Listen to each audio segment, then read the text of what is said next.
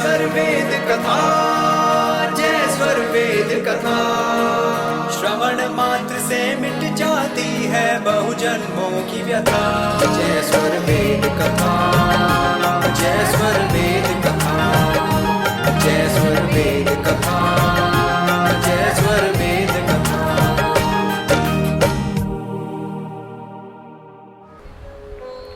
आज का यह दिन बड़े हर्ष और उल्लास का दिन है कि हमने देश के सांस्कृतिक राजधानी वाराणसी में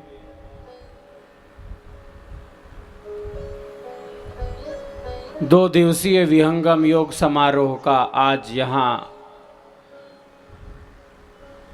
शुभारंभ किया है। बड़ा ही सुखद संयोग है।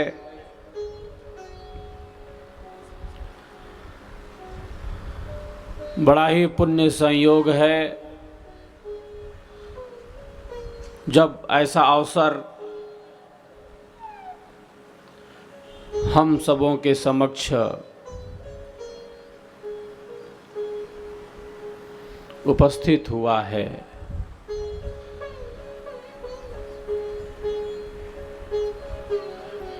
यह क्रम तो चल रहा है। विहंगम योग का यह प्रवाह, ब्रह्म विद्या की यह धारा, स्वर वेद का यह स्वर, सद्गुरु का यह सिद्धांत, विहंगम योग का यह प्रकाश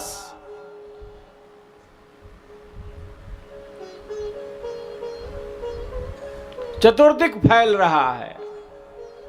और आज उसी के आलोक में हम सब यहां बैठे हुए हैं। उसी त्रिवेणी में स्नान करने के लिए आज हम सब इस पावन नगरी में यहां बैठे हुए हैं। देखिए, हमारी संस्कृति बड़ी बड़ी समृद्ध है।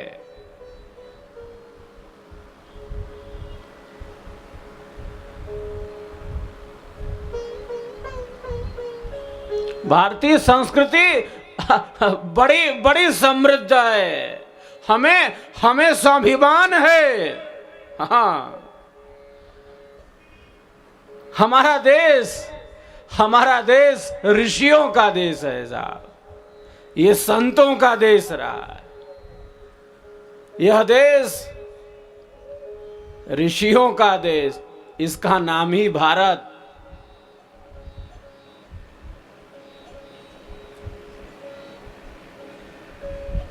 इसका नाम ही है भारत, जो सदैव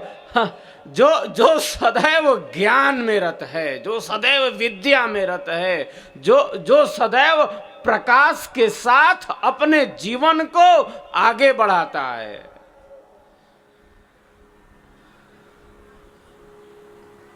हम अंधेरे में नहीं जीते।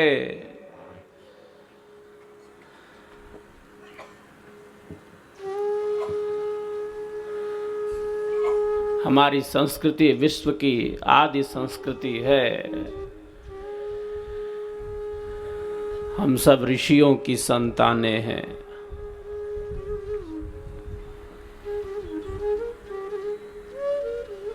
विश्व की आदि संस्कृति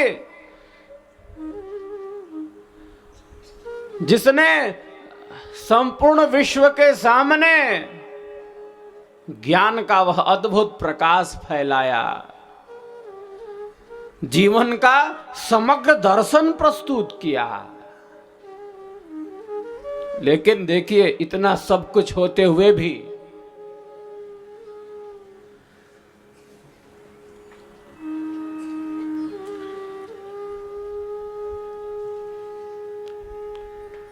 हमें ऐसा लगता है आज कि भारतीय जन ही अपनी संस्कृति से, अपनी सभ्यता से, अपनी परंपरा से, अपने अध्यात्म से दूर होते जा रहे हैं। हाँ, ऐसा हम सबको लगता है।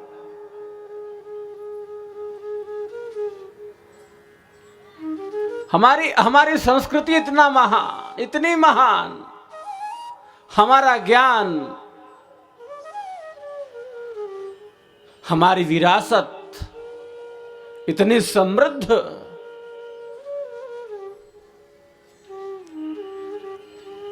लेकिन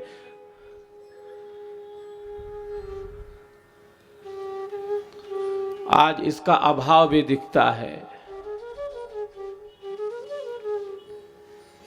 भारतीय जन ही अपनी संस्कृति से, उन परंपराओं से, उन सिद्धांतों से, उन नियमों से दूर होते जा रहे हैं। आज यह स्पष्ट रूप से हमें दिख रहा है। इसीलिए विहंगम योग संस्थान काम कर रहा है, ये ब्रह्म विद्या संस्थान काम कर रहा है। हम सब इसीलिए काम कर रहे हैं कि हमारे देश में, इस भारत में भारतीय संस्कृति का ह्रास ना हो, कोई ह्रास ना कर सके। जन जन तक ये संस्कृति, ये सभ्यता, ये ज्ञान, ये विज्ञान जन जन तक पहुंचकर तन मन की कलुषता को दूर करता रहे, परस्पर प्रेम और सद्भावना का निर्माण करता रहे।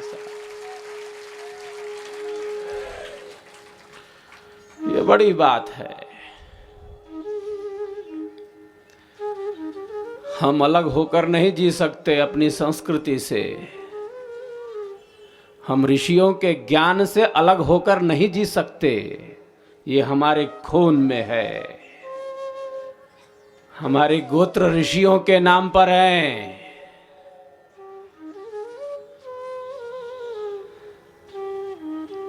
जिन्होंने धर्म से लेकर मोक्ष तक का विज्ञान हमें बतलाया है।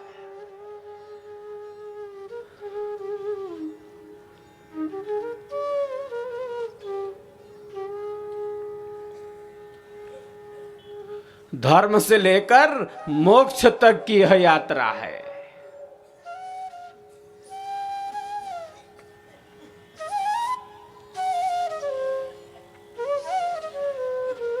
कितनी महान है ये संस्कृति, कितना महान है ये विज्ञान,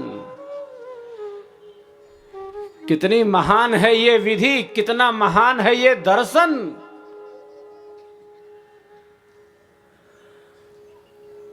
और इसे जीवंत बनाए रखना हम सबका ही दायित्व है, हम सबका ही कर्तव्य है। हम इस देश में जीते हैं,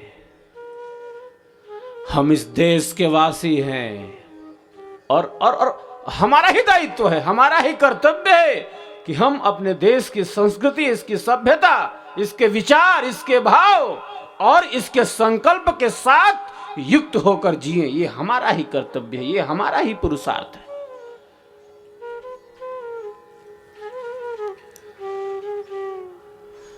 धर्म से लेकर मोक्ष तक की यात्रा। ऋषियों ने कहा, प्यारे देखो,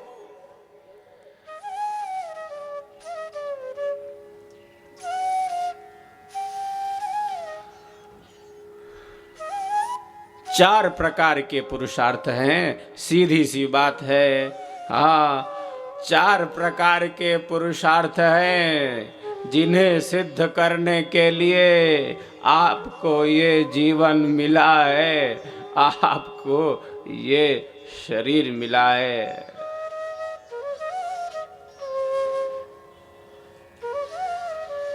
अरे साहब, ये चार प्रकार के तो हैं।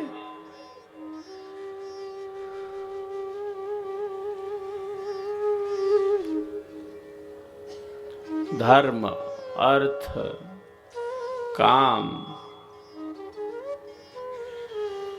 और मोक्ष।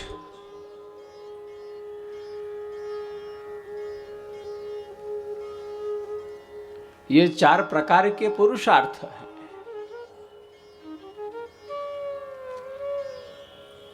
जिन्हें सिद्ध करने के लिए ये मानव शरीर, ये मानव जीवन मिला है।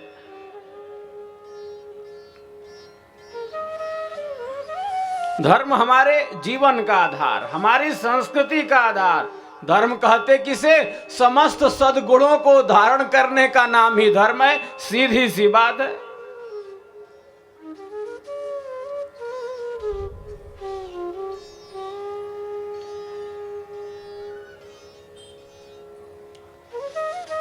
जो आत्मा के अनुकूल है। देखिए ये बहुत बड़ा विषय है। एक शब्द में मैं आपसे कहूं कि जो आत्मा के अनुकूल हो। हाँ, आत्मा की ध्वनि को सुनने का सामर्थ्य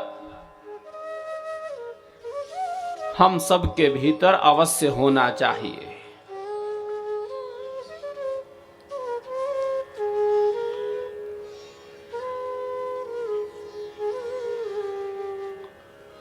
सब बातों का यही सार है।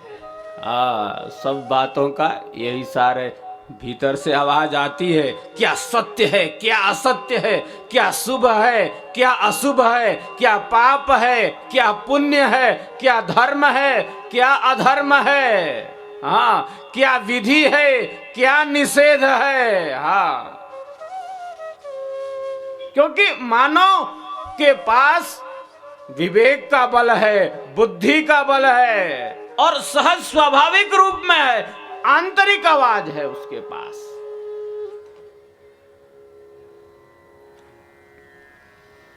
तो इस आंतरिक ध्वनि को सुनने का सामर्थ्य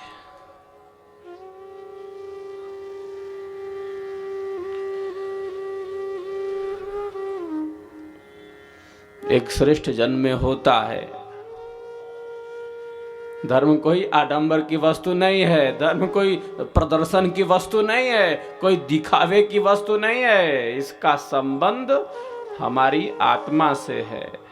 ये आचरण की वस्तु है, ये व्यवहार की वस्तु है। इसका संबंध हमारी वाणी से है, हमारे व्यवहार से है, हमारी क्रिया से है, हमारे कर्तव्य से है।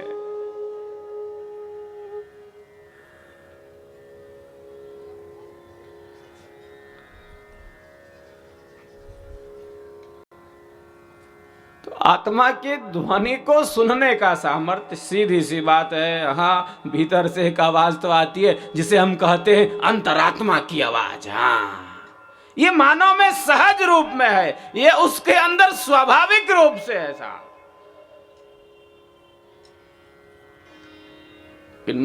मन के अनियंत्रण से,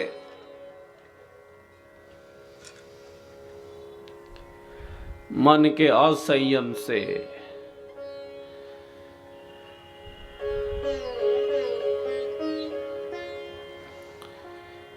एक व्यक्ति कर्तव्य अकर्तव्य के ज्ञान से अनभिज्ञ हो जाता है।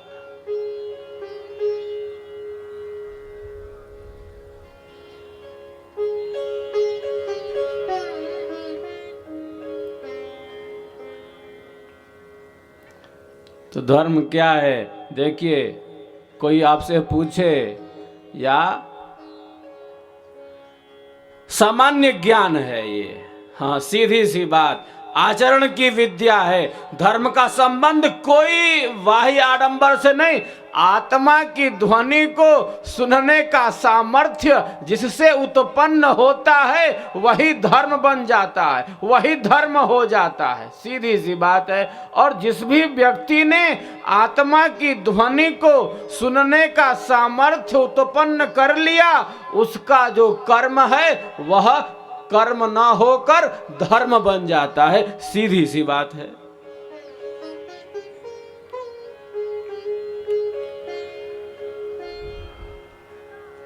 धर्म का संबंध हमारे संकल्प से है, हमारे भाव से है, हमारे विचार से है, हमारी वाणी से है, हमारी क्रिया से है, हमारे चिंतन से है।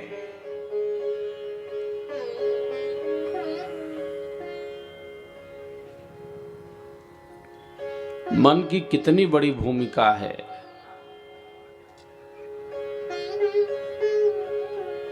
देखिए,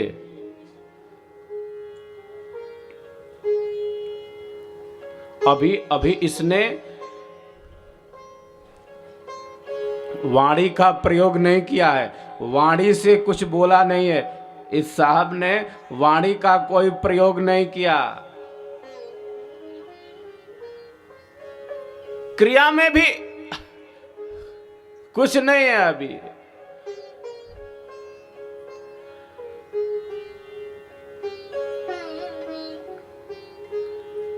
न क्रिया है, न वाणी से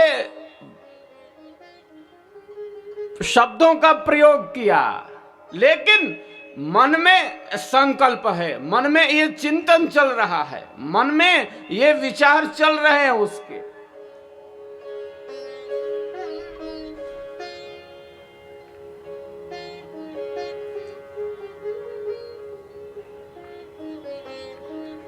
क्रिया में नहीं है अभी, वाणी का प्रयोग भी नहीं किया है इन्होंने। अभी तो वाणी से इन साहब ने कुछ बोला नहीं, क्रिया में कुछ नहीं है, लेकिन मन में ये संकल्प कर रहे हैं। किसी भी रूप में व्यक्ति करता, जिस भी रूप में करता हो, शुभ अशुभ, धर्म अधर्म, विधि निषेध, पाप पुण्य, धर्म अधर्म, कर्तव्य अकर्तव्य, जिस भी रूप में कर रहा है, तत्क्षण ही एक प्रकार के कर्म को वह उपस्थित कर दे रहा है। ये मन का संकल्प, इतनी बड़ी ताकत है इसमें।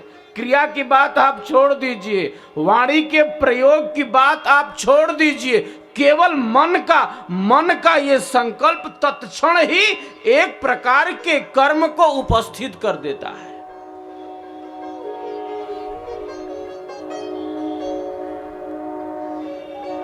इतनी शक्ति है मानव के मन में साहब, इतना प्रवाह है मन में, हजारों हजार विचार।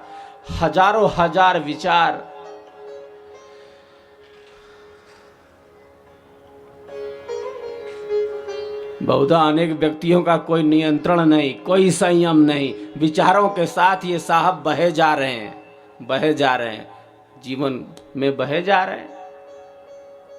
क्या विचार, कैसा विचार, नकारात्मक सकारात्मक, शुभ अशुभ, कोई नियंत्रण नहीं, कोई संयम नहीं, ये साहब बहे जा रहे हैं।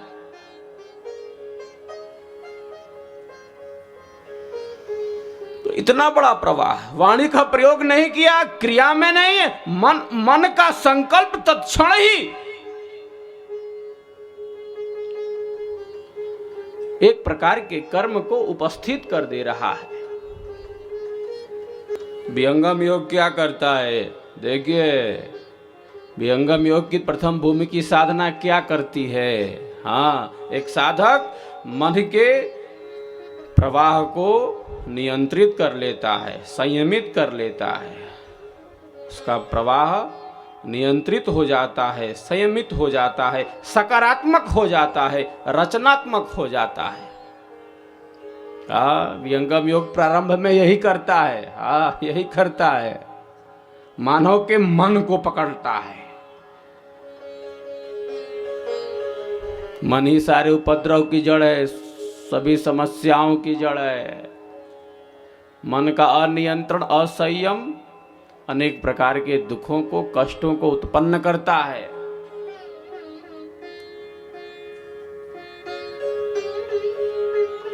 चलिए अब इसके बारे में हम आगे विचार विमर्श करेंगे। मैं आपको स्वरवेद की तरफ ले चलता हूँ। आज प्रथम दिन है, आज हमने इस समारोह का यहाँ प्रारंभ किया है। चलते हैं हम अब स्वरवेद में।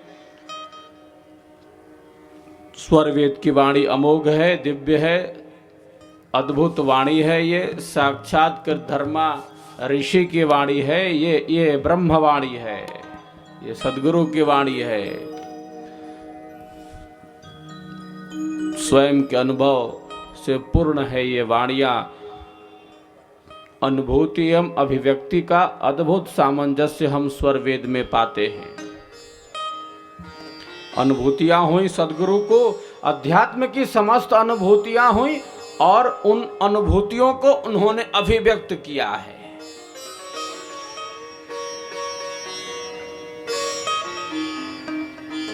क्या क्या होता है? स्वर वेद के श्रवण से, स्वर वेद के पाठ से क्या क्या होता है। हाँ देखिए, शुभ संस्कारों का उदय होता है, अशुभ संस्कारों का नाश होता है, विवेक जागृत होता है, अविद्या अंधकार नष्ट होता है। हाँ, परस्पर प्रेम और सद्भावना का संचार होता है। जब हम इन पवित्र वाणियों का पाठ करते हैं, श्रवण करते हैं, तब हमारी वाणी भी शुद्ध होती है, हमारी वाणी भी पवित्र होती है, इंद्रियों की पवित्रता का साधन है। प्रारंभ में यही करता है, साधना के अभ्यास के पहले। हाँ, साधना के अभ्यास के पहले आप स्वर वेद के दोहों का पाठ करेंगे, श्रवण करेंगे, तो साधना के अनुभव में वृद्धि होगी। ये सिद्धांत और साधना का समन्वय है।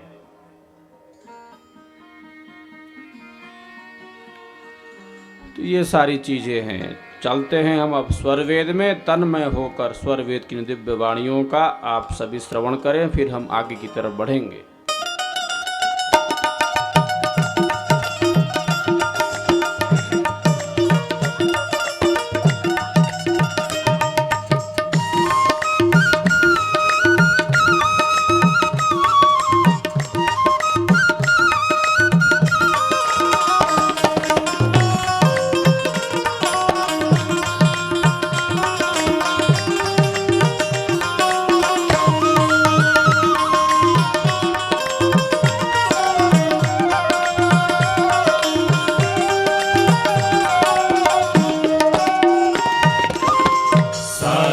सेवा प्रथम है, सेवा ही न ज्ञान। साधन सेवा प्रथम है, सेवा ही न ज्ञान। भक्ति मुक्ति पावे नहीं, गुण स्वभाव सत ज्ञान। भक्ति मुक्ति पावे नहीं, गुण स्वभाव सत्य ज्ञान।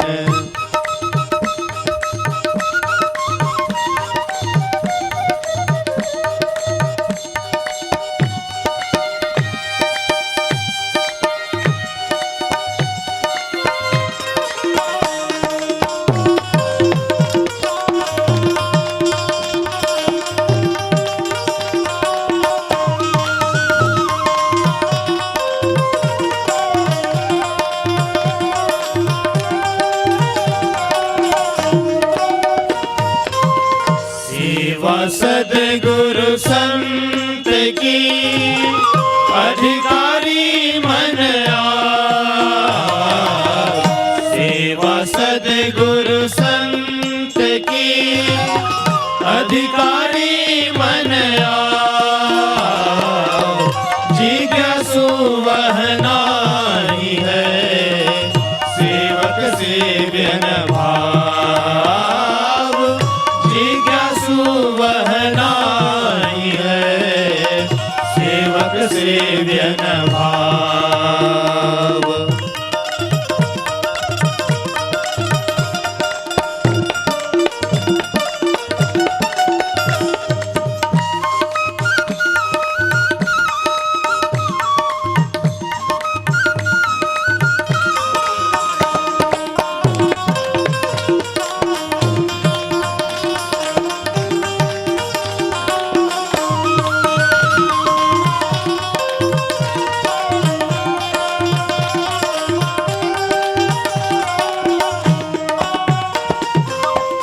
सेवाहीन उपदेश जो ज्ञान निरर्थक हो। सेवाहीन उपदेश जो ज्ञान निरर्थक हो। शिष्य सफल होवे नहीं, साधन सेवा सोय। शिष्य सफल होवे नहीं, साधन सेवा सो। ये वाणियां सेवा, सत्संग और साधना का प्रकाश फैलाती हैं। देखिए, विहंगम योग में अध्यात्म का समस्त प्रवाह है।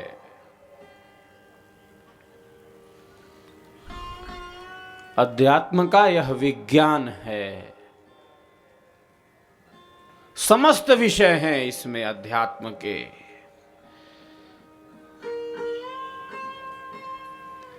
अध्यात्म का यह विशुद्ध प्रवाह है, यह अध्यात्म की धारा है।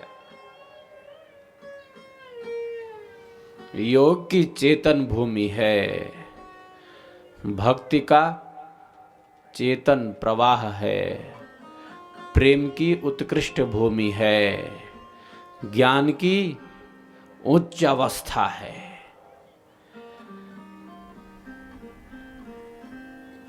ज्ञान की सर्वोच्च भूमि है, चेतन ज्ञान है, चेतन गुण है। इतनी सारी वस्तुएं हैं, इतने सारे तत्व हैं। हाँ, बहुत सारे तत्व, बहुत सारे विषय। अगर मैं बात करूं, सार तत्व क्या है? इतने सारे विषय और इतने उसके समस्त भेद। तो बहुधा अनेक व्यक्तियों के लिए इसमें कठिनाइयां भी उत्पन्न हो जाती हैं। सहज बोधगम्य नहीं होता, जिसका हम सब अनुभव करते हैं। हम सिद्धांत से अलग होकर नहीं जी सकते, हम सिद्धांत से दूर होकर नहीं रह सकते, और इस विहंगम योग को जन जन तक ले जाना भी है। ये दोनों बातें हैं। सिद्धांत भी स्थिर हो और जन जन तक इसका वास्तविक भेद भी पहुंचे, ये बड़ा कार्य है। सहजता आवश्यक है, सिद्धांत भी आवश्यक है। इसीलिए मैं कहता हूं, प्रायः कहता हूं, 3 सार तत्व हैं, इनको अपने जीवन में धारण करने की जरूरत है। विहंगम योग का विज्ञान तो बहुत बड़ा है साहब। कोई ये समझ ले, कोई ये सोचे, कोई ये जानने की कोशिश करे।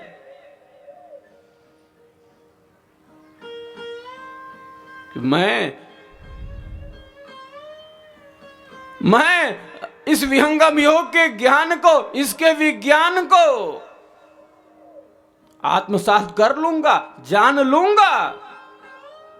तो भैया, कैसे जानोगे, कैसे इसे आत्मसात करोगे? केवल बुद्धि के विलास से नहीं साहब, केवल बुद्धि के व्यायाम से नहीं। ये बड़ी बात है, ये सीधी सी बात है।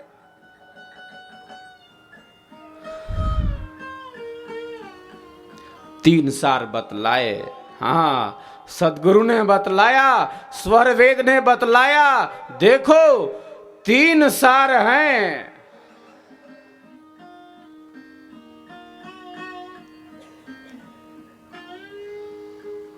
सेवा है, सत्संग है और साधना है। हाँ, यही 3 सार हैं।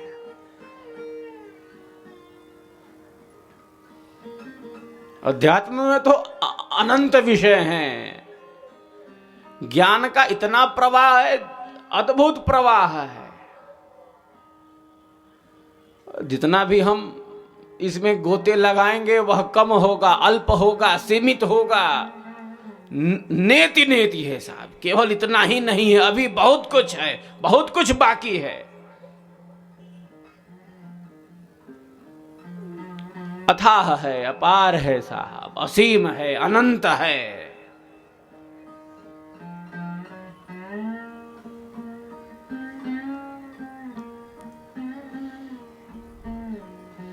लेकिन जिसने अपने जीवन में सेवा को अंगीकार किया, जिसने अपने जीवन में सत्संग का आश्रय लिया और जो साधना का अवलंबन करता है, वही अनंत आनंद एवं अनंत शांति का वर्ण करता है। सीधी सी बात है, सीधा सा मामला है, सीधा सा रास्ता है।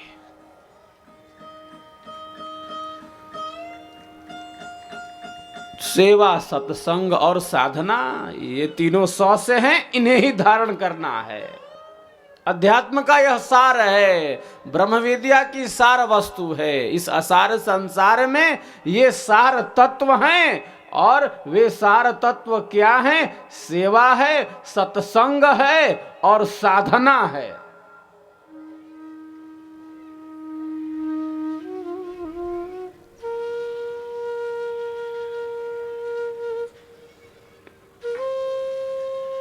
इसी में ये सारा सब कुछ, ये सारा सब कुछ इसी में आ जाता है।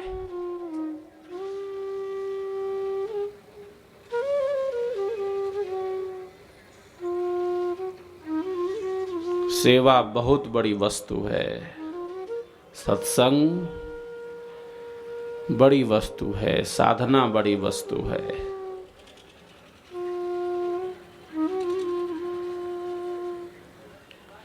तो हम सेवा से दूर न रहें, सत्संग से दूर न रहें और साधना से दूर न रहें, यही तो बात है। हाँ,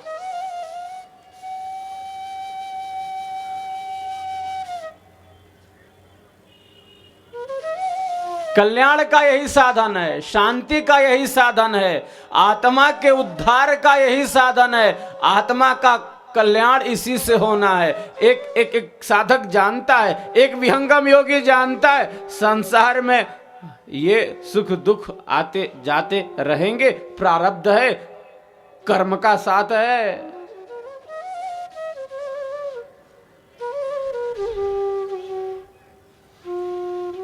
संसार स्थिर रहने वाला पदार्थ थोड़े ही है।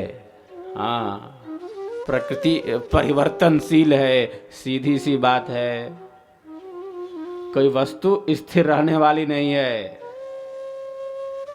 नियम है इसका परिवर्तन।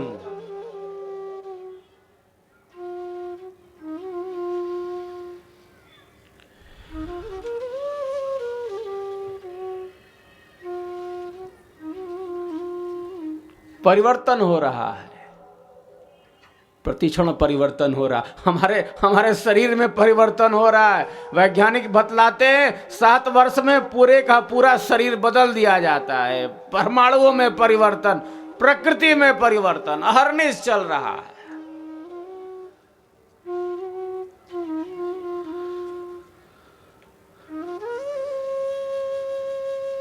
जायते अस्ति वर्धते विपरिणमते अपक्षीयते विनश्यति। 6 गतियां जायते अस्ति वर्धते विपरिणमते अपक्षीयते विनश्यति। जायते वस्तु उत्पन्न होती है, अस्ति सत्ता वाली है, वर्धते बढ़ती है, विपरिणमते परिवर्तित होती है, अपक्षीयते उसका क्षय होता है, विनश्यति नष्ट हो जाती। तो संसार में ये सारी चीजें हैं। हम इस जीवन में हैं, हम इस शरीर में हैं, तो ये सब चीजें तो आएंगी ही, होंगी ही। सुख दुख का ये क्रम चल रहा है, बच सकता है क्या कोई? चलता रहता है, संसार में चल रहा है, चलेगा ही। ये संसार का नियम है। ये शरीर के साथ है प्रारब्ध। जितना शरीर के साथ मिलना है वो प्राप्त होकर रहेगा।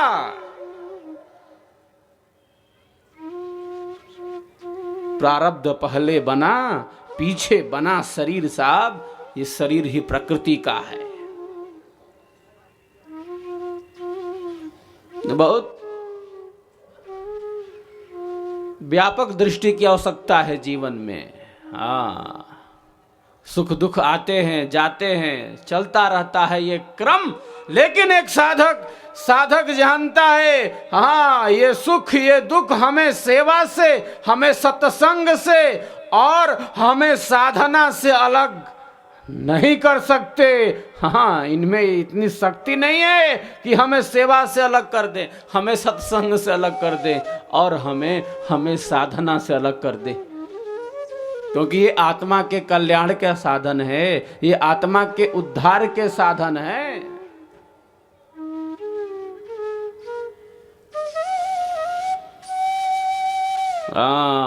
ये लंबी यात्रा है।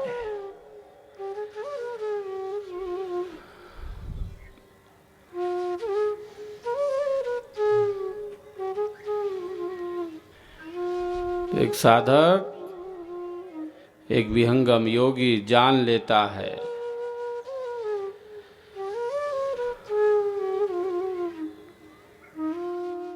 कि सेवा, सत्संग और साधना आत्मा के उद्धार का साधन है, आत्मा के कल्याण का साधन है, और इस पथ से कभी अलग नहीं होता, इस पथ से कभी दूर नहीं होता। सेवा, सत्संग और साधना से वह दूर होकर नहीं रह सकता, क्योंकि इस स्थिति में वह दृढ़ हो जाता है कि इसी में आत्मा का कल्याण है, आत्मा का उद्धार है, जीवन मुक्ति है, परम शांति है, परम आनंद की उपलब्धि है। किसमें है? तो भाई ये तो सेवा में है, ये तो सत्संग में है और ये तो साधना में है। इतना पक्का है, इतना क्लियर है, कोई भ्रम नहीं, कोई संशय नहीं।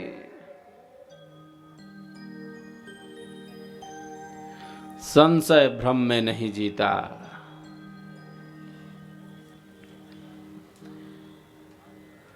एक एक विहंगम योगी संशय भ्रम में नहीं जीता। जो वस्तु जैसी उसको वैसा ही जान लेता है, समझ लेता है।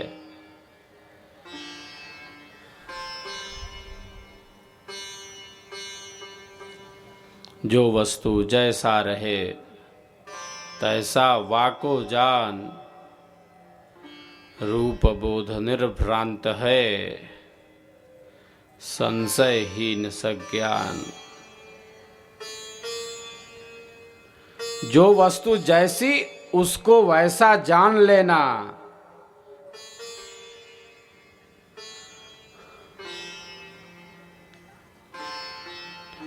समझ लेना,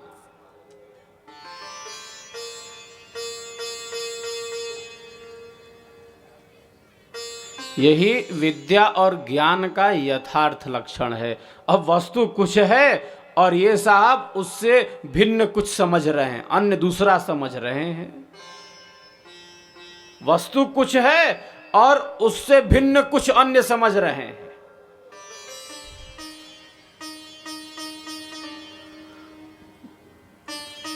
जो चीज जैसी है उसको वैसा समझना, मानना, आचरण करना, यही विद्या और ज्ञान का यथार्थ लक्षण है, वास्तविक लक्षण है।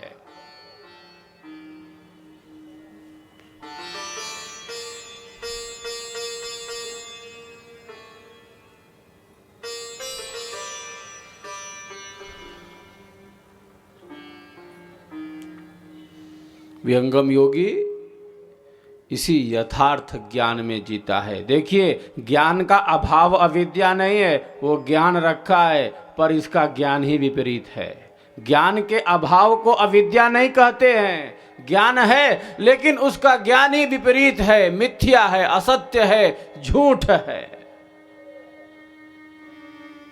तो ज्ञान का अभाव अविद्या नहीं है, बल्कि मिथ्या ज्ञान, झूठ ज्ञान, असत्य ज्ञान, विपरीत ज्ञान।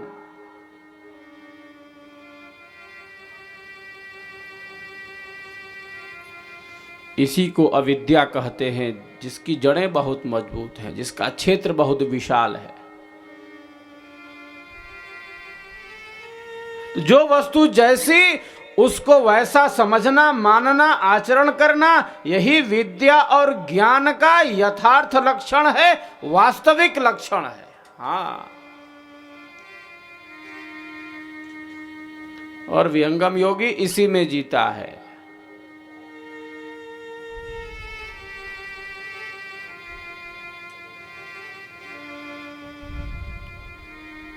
वह जान लेता है कि आत्मा के कल्याण का, आत्मा के उद्धार का यह साधन है, जिसे सेवा, सत्संग और साधना कहते हैं। यही तीन सार तत्व हैं, यही कल्याण के तत्व हैं, और इसी में वह अपने जीवन को आगे बढ़ाता है। सेवा के द्वारा अभिमान नष्ट हो जाता है। सेवा इसीलिए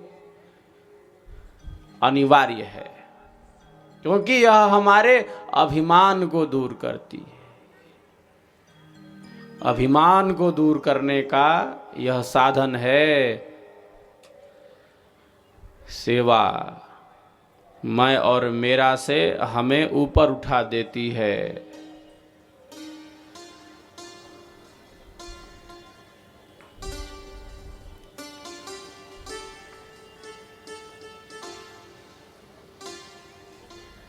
सेवा हमें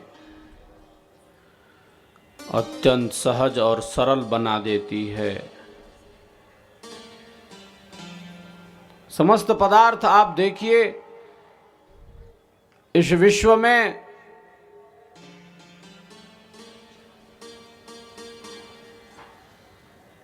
सहज स्वाभाविक रूप से सेवा कार्य में लगे।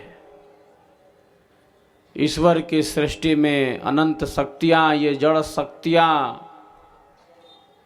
सदैव अपने लक्ष्य की तरफ हैं, सेवा कार्य में।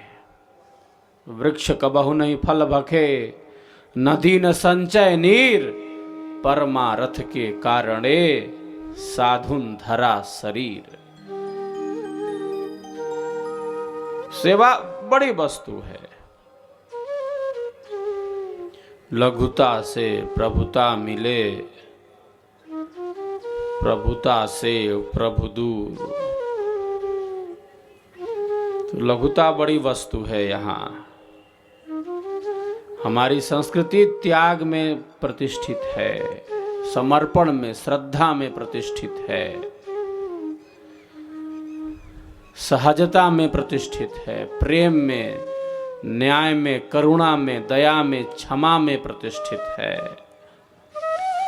सद्गुरुदेव ने 4 आभूषण बतलाए, विवेक, धैर्य, क्षमा और शांति।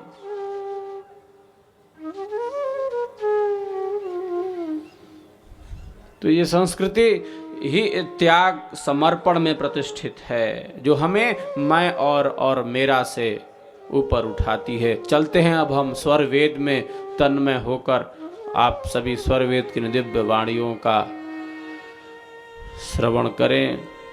ये अमोघ वाणी है, साक्षात्कृत धर्मा ऋषि की वाणी है, ये ब्रह्म वाणी है। साधना के अभ्यास के पहले स्वर वेद के दोहों का पाठ अत्यंत अनिवार्य है, महती आवश्यकता है। सभी तन्मय होकर स्वर वेद की दिव्य वाणियों का श्रवण करें।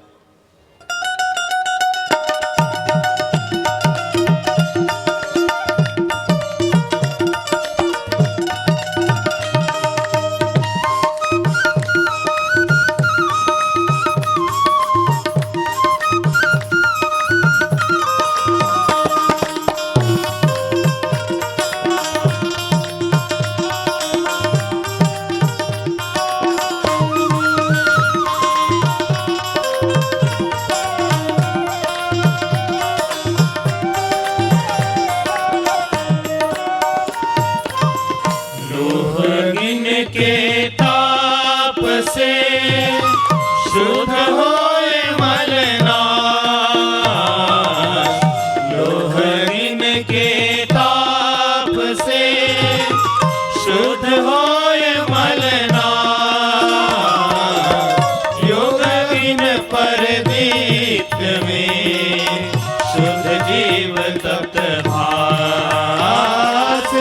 योग बिन परदीप में शुद्ध जीव तत् भास।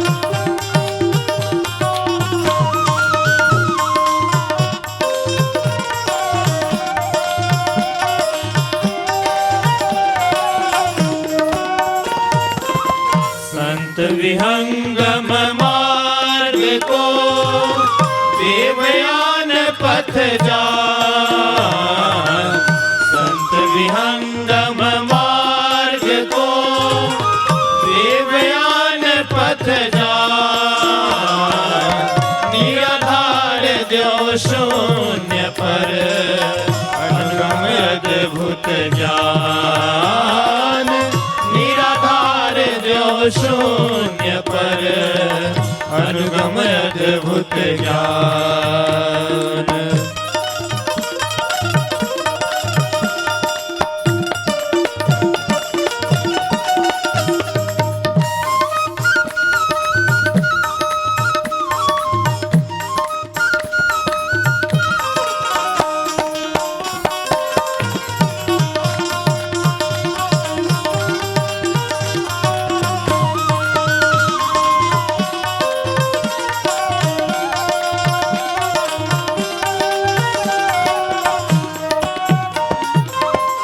जैसे जल के बूंद को कर छूटे लग जाए, जैसे जल के बूंद को कर छूटे लग जाए, अविद्या ब्रह्म ज्ञान से क्यों विलीन हो जाए, अविद्या ब्रह्म ज्ञान से क्यों विलीन हो जाए।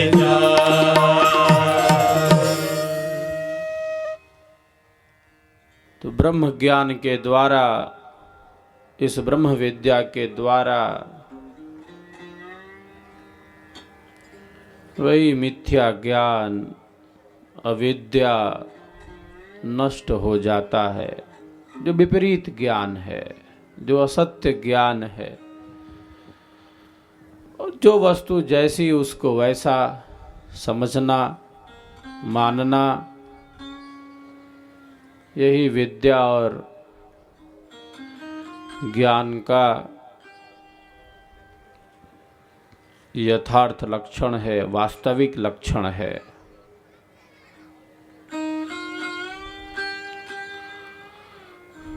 अब कोई व्यक्ति संसार के सुखों को, इन भौतिक पदार्थों को ही सब कुछ समझ ले, तो ज्ञान तो है उसके पास, ये ज्ञान है कि ये संसार ही सब कुछ, ये भोग ही सब कुछ, ये पदार्थ ही सब कुछ। ज्ञान का अभाव थोड़े ही है उसके पास, सब ज्ञान रखा है।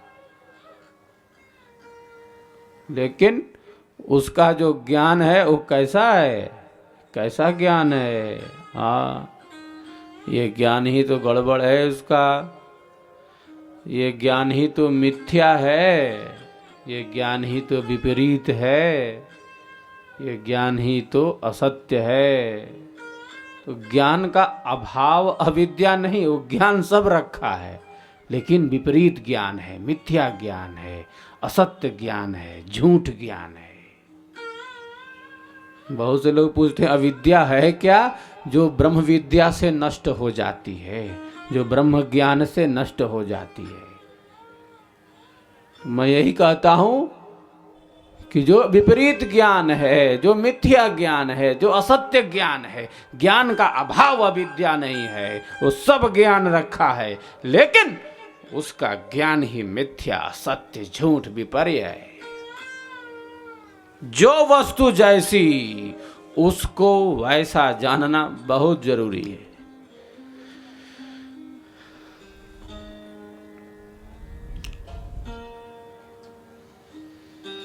निर्भ्रांत ज्ञान, संशय रहित, यही विद्या और ज्ञान का यथार्थ लक्षण है, वास्तविक लक्षण है।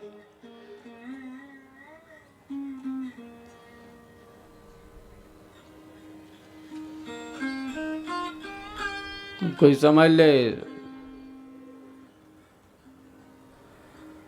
जीवन का उद्देश्य केवल अर्थ की प्राप्ति, जीवन का उद्देश्य केवल काम का सेवन, हाँ, तो ये ज्ञान तो है उसके पास, लेकिन ये ज्ञान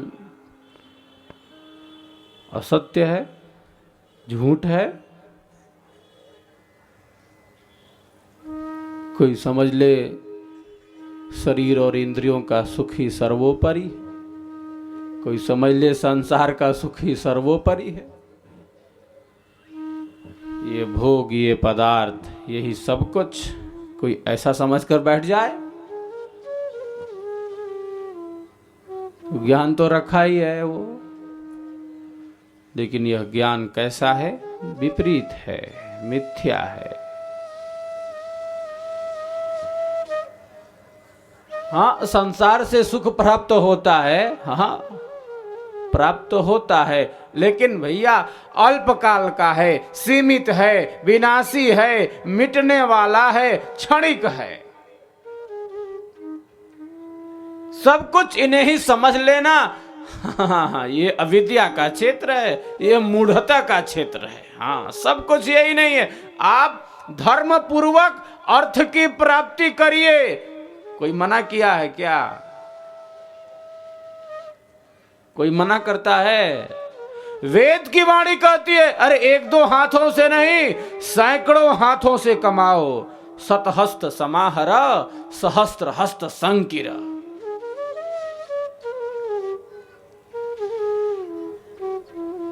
धर्म, अर्थ, काम, मोक्ष, 4 पुरुषार्थ हैं ना। धर्म पूर्वक अर्थ की प्राप्ति, अर्थ की भी उन्नति, धर्म पूर्वक काम का सेवन। मोक्ष को नहीं भूलना है साहब, हम सबको नहीं भूलना है। जीवन किस लिए है? ये शरीर किस लिए है? ये जीवन क्यों मिला है? हमारे पास बुद्धि का बल है, विवेक की शक्ति है। किसी भी व्यक्ति को नहीं भूलना है। केवल अर्थ की उन्नति, काम के सेवन के लिए ये शरीर नहीं है, ये जीवन नहीं है। जीवन बहुत बड़ी वस्तु है। बहुधा अनेकानेक व्यक्ति समझ नहीं पाते, इन रहस्यों से, इन गहराइयों से परिचित नहीं हो पाते। बस जीवन जा रहा है केवल शरीर को पुष्ट करना और इंद्रियों को तृप्त रखना। इससे अलावा और क्या समझ में आएगा साहब? शरीर को पुष्ट करना और इंद्रियों को तृप्त करते रहना।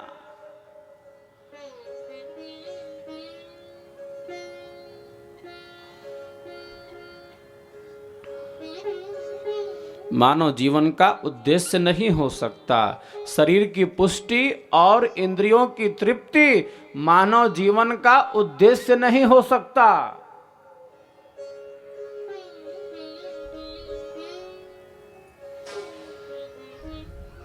आत्मा क्या वस्तु है? आत्मा को भुला दिया है। आत्मा से क्या लेना देना है? जिस आधार पर शरीर चल रहा है, क्या पता क्या लेना देना साहब?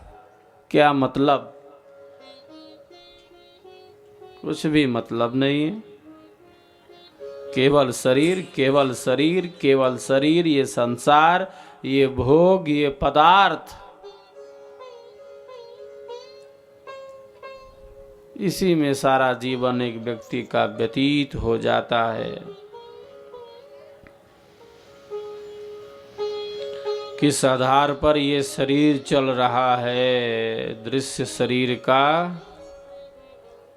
अदृश्य आधार आत्मा है।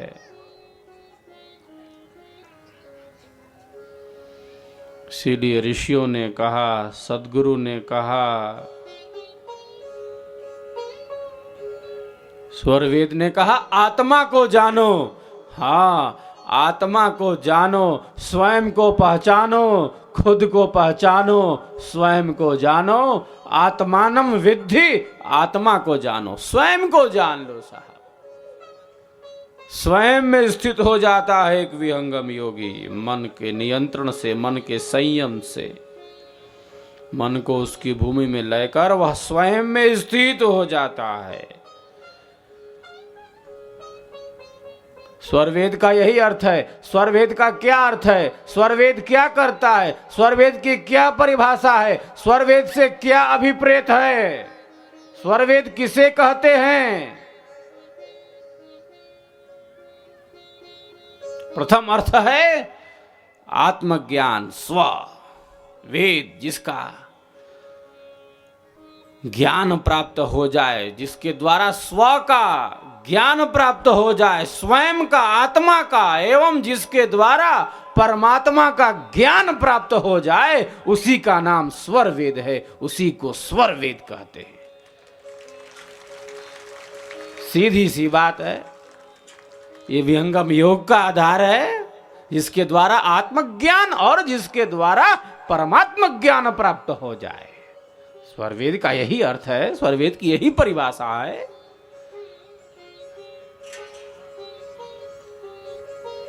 तो यह अध्यात्म की धारा है, यह अध्यात्म का प्रवाह है, यह सद्गुरु की चेतना है, यह ब्रह्म विद्या का वैशिष्ट्य है, यह विहंगम योग का प्रकाश है, यह सिद्धांत और साधना का अनुभव है।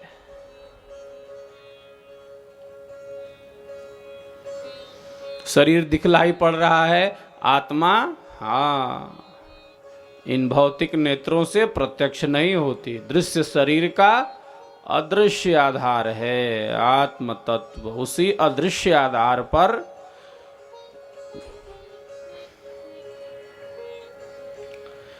यह दृश्य शरीर प्रवाहित है, चलायमान है। दृश्य शरीर का अदृश्य आधार है, उसी अदृश्य आधार पर यह दृश्य शरीर प्रवाहित है, चलायमान है। देखिए, आत्मा का संबंध मन से, मन का संबंध इंद्रियों से, इंद्रियों का संबंध जब उनके विषयों के साथ होता है, तब ये संसार क्या है, इसका ज्ञान प्राप्त हो रहा है। ऐसे ही ये गाड़ी चल रही है। आत्मा का सर्वप्रथम संबंध किससे है? मन से है। मन आत्मा की शक्ति को ले लेता है। हाँ, मन क्या है? इंद्रियों का स्वामी है। मने सुरतिले उड़त है, बाहर दृश्य पसार, जीव भूले निज रूप को, भटकी रहे संसार। मन आत्मा की शक्ति को लेकर संसार के पदार्थों में जा रहा है। आत्मा का संबंध मन से, मन का संबंध इंद्रियों से, इंद्रियों का संबंध जब उनके विषयों के साथ होता है, तब ये संसार क्या है, इसका हमें आपको ज्ञान प्राप्त हो रहा है। ये साहब देखिए, आँखों से ये प्रकाश प्रत्यक्ष हो रहा है, आँखों से ये रूप प्रत्यक्ष हो रहा है, कानों से शब्दों का श्रवण हो रहा है, नासिका में घ्राण शक्ति है, जिह्वा में रस है, त्वचा से स्पर्श का अनुभव। ये 5 ज्ञान की इंद्रियां हैं।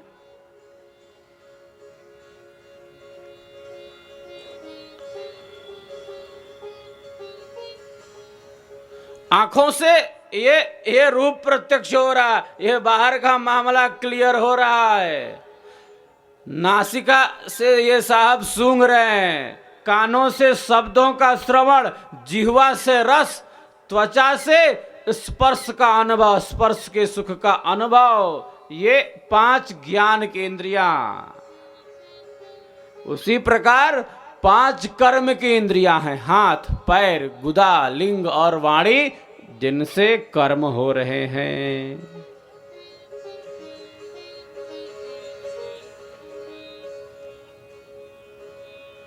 ज्ञान और कर्म से इस शरीर के गाड़ी चलता।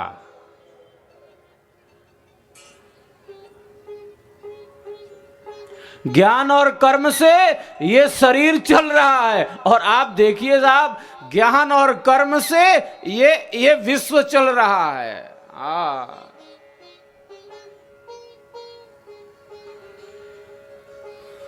ज्ञान और कर्म से हमारा आपका शरीर चल रहा है और ज्ञान और कर्म से ये संपूर्ण विश्व चल रहा है। जड़ और चेतन दो पदार्थ हैं। शरीर जड़ है, आत्मा चेतन है। प्रकृति जड़ है, परमात्मा चेतन है। दोनों का खेल है, अद्भुत खेल है साहब।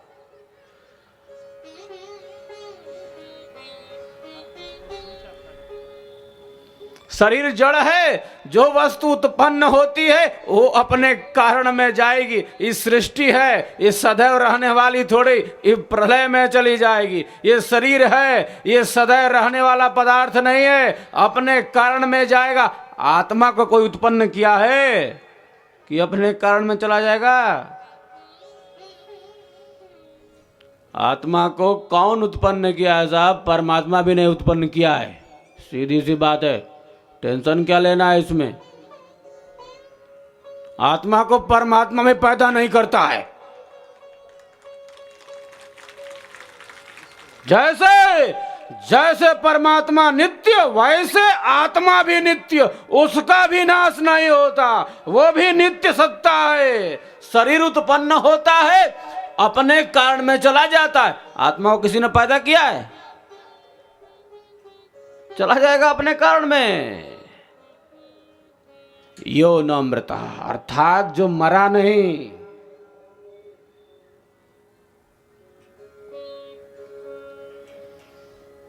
जो मरता नहीं वह उत्पन्न भी नहीं होता। सीधी सी बात है, इसमें क्या टेंशन है? जो मरता नहीं वह उत्पन्न भी नहीं होता। वो शाश्वत है, वो नित्य है, वो सनातन है, वो सहज है, वो निरंतर है, सदैव स्थित है।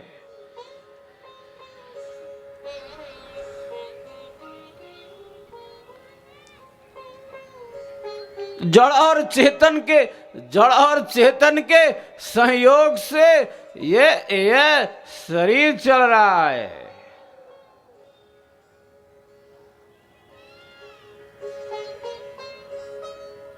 और ये संपूर्ण विश्व चल रहा है। शरीर जड़ है, अपने कारण में चला जाएगा। पृथ्वी, अग्नि, जल, वायु, आकाश, इन पंच तत्वों के सहयोग से बना है। आत्मा संयोग से निर्मित नहीं है, यौगिक नहीं है साहब, सदैव है, नित्य है, इच्छा, ज्ञान, प्रयत्न है इसके अंदर। चेतन स्वाभाविक धर्म है, नित्य सत्ता, सनातन सत्ता।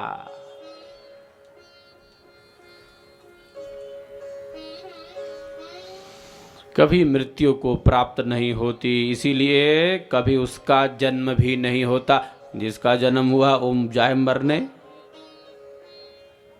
आत्मा जन्म और मरण से रहित सत्ता है, नित्य सत्ता है, सनातन सत्ता है।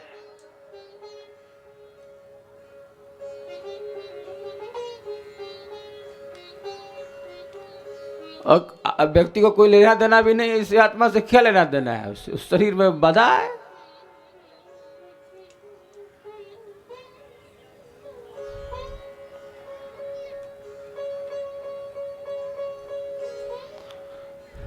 कर विचार, मैं कौन हूँ, ब्रह्म को जगदाधार, कैसे जग उत्पन्न है, लीन कौन विधि पार, कौन सत्य कर्तव्य है, दुख सुख कैसे होए, बद्ध मुक्त के ही भांति सो, ग्रहण करो सत सोए। मैं कौन हूं, ब्रह्म क्या है, जगत का आधार क्या है, कैसे हो रहा है, कैसे ये क्रिया चल रही है, कैसे इतना बड़ा खेल हो रहा है? ये सुख क्या है साहब? कैसे ये सुख दुख की गाड़ी चल रही है? कैसे ये सृष्टि उत्पन्न हो रही है? कैसे प्रलय में जा रही है?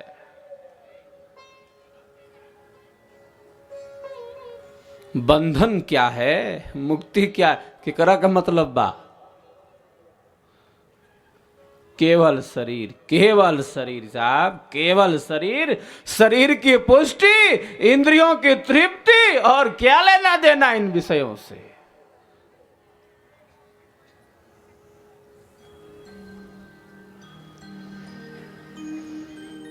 केवल बाह्य वृत्तियां, केवल ये संसार, ये पदार्थ, ये सुख, ये वैभव, ये ऐश्वर्य बहुत बड़ी वस्तु है।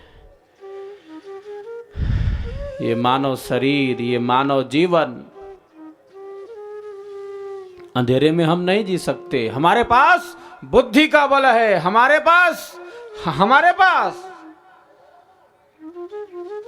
विवेक की शक्ति है मानव के पास। हमारे देश का नाम ही भारत है।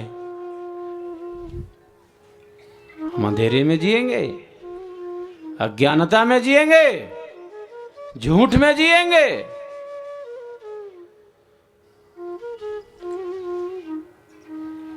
ऐसा नहीं हो सकता। हम सब ऋषियों की संतानें हैं।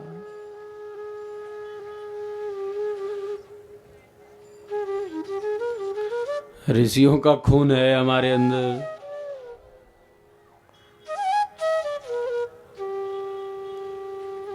जिन महान ऋषियों ने धर्म से लेकर मोक्ष तक की यात्रा को पूर्ण किया है, जिन्होंने मंत्रों को प्रत्यक्ष किया, जिन्होंने समाधि के आनंद का अनुभव किया, जिन्होंने अध्यात्म को आत्मसात किया, उसी पथ पर, उसी रास्ते पर हम सबको आगे बढ़ना है, आगे जाना है। सदैव ज्ञान में, विद्या में, विवेक में रत होकर इस दिशा में हम सबको आगे बढ़ना है। इससे अलग होकर हम नहीं जी सकते।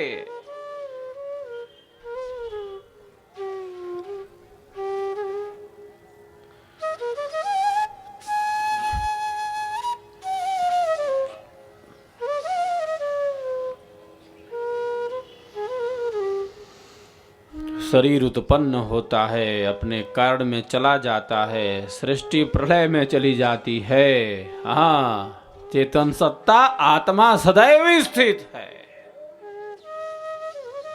परमात्मा सदैव स्थित है। एक विहंगम योगी स्वयं का बोध प्राप्त करता है, स्वयं में स्थित हो जाता है, आत्मा का प्रत्यक्ष प्राप्त कर लेता है, प्रत्यक्ष अनुभव कर लेता है।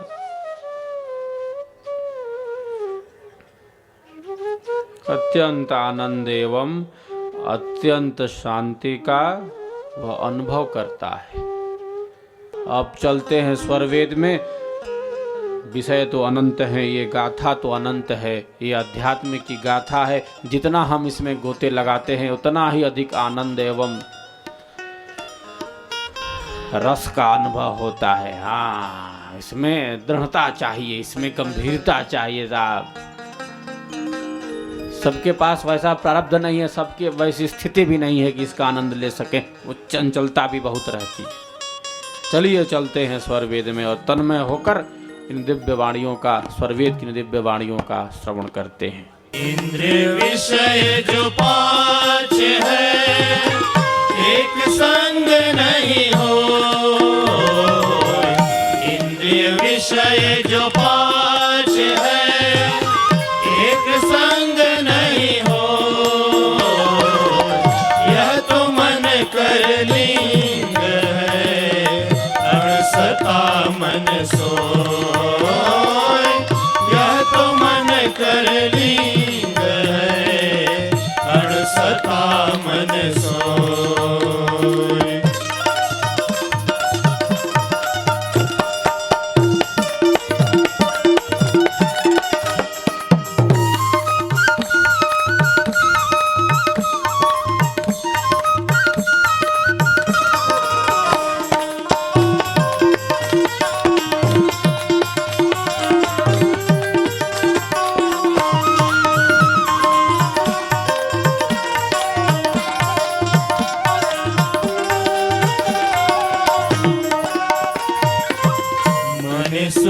सुरतिले उड़त है, बाहर दृश्य पसार।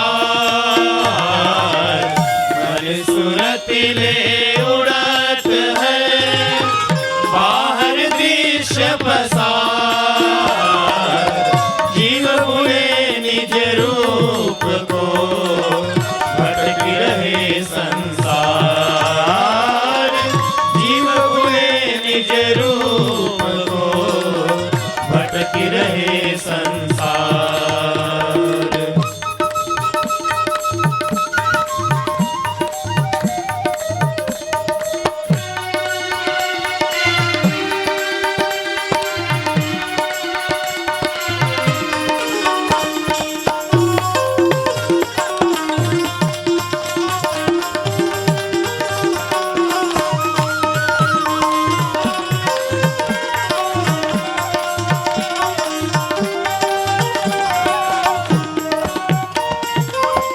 इंद्रिय मन चित्त स्थिर, उदयन अर्थ विकार। इंद्रिय मन चित्त स्थिर, उदयन अर्थ विकार। सहज स्वाभाविक धर्म है, शांति परम सुख सार। सहज स्वाभाविक धर्म है, शांति परम सुख सार। इस प्रकार ये स्वर वेद का संग अद्भुत फल देता है, अमृत फल देता है। हाँ, ये सत्संग का फल तो अमृत है। कोई नाना प्रकार का तीर्थ करेगा, व्रत करेगा, जप तप पूजा उपवास विभिन्न प्रकार के करेगा, दीर्घ काल तक करेगा, और दीर्घ काल में अल्प अल्प अल्प तनिक सा जो फल प्राप्त करेगा, उससे अति विशिष्ट फल, अमृत फल, अद्भुत फल, अलौकिक फल अल्पकाल के सत्संग से, स्वर वेद के संग से, विहंगम योग के संग से प्राप्त हो जाता है साहब। ये अमृत फल की विद्या है, अमृत फल की प्राप्ति की विद्या है। ये परिवर्तन की प्रक्रिया है।